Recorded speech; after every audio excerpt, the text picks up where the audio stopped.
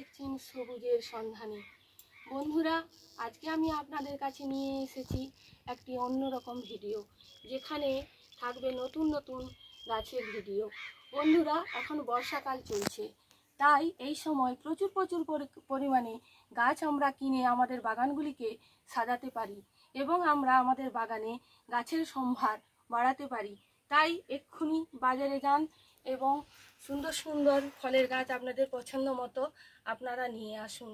আমি বাজার থেকে, আমাদের বাজারের কাছাকাছি একটি নার্সারি থেকে আমি একটি বেনানা ম্যাঙ্গোর গাছ নিয়ে এসেছি।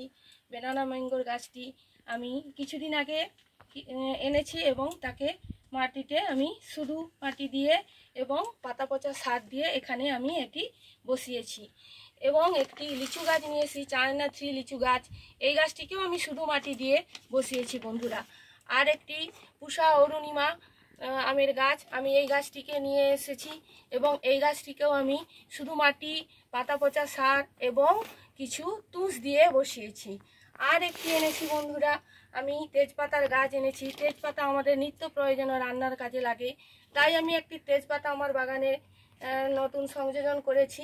দেখা যাক কতটা কি করতে পারি। তাই এই তেজপাতা গাছটিকেও আমি গ্রো ব্যাগের মধ্যে, পলিথিনের গ্রো ব্যাগে আমি শুধু মাটি দিয়ে বসিয়েছি।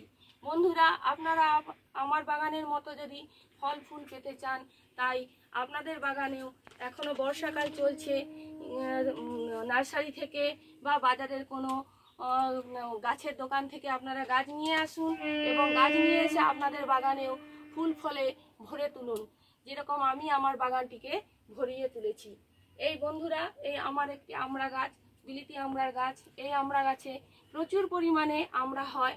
এই বছর আমি ছোট ছোট অনেক আমড়া ধরেছে এবং আমার আনার গাছ, যাকে আমরা বেদানা বা ডালিম বলে থাকি, এই গাছটিতেও প্রচুর পরিমাণে ডালিম পেয়েছি এবং এখনও কিছু ডালিম ধরে আছে। বন্ধুরা, আপনারাও আপনার বাগানে সুন্দর সুন্দর ফলের গাছ নিয়ে এসে বসান এবং আপনার বাগানকে সুন্দর ফলে ফুলে ভরিয়ে দিন। বন্ধুরা, আজকের এই ছিল উপস্থাপনা।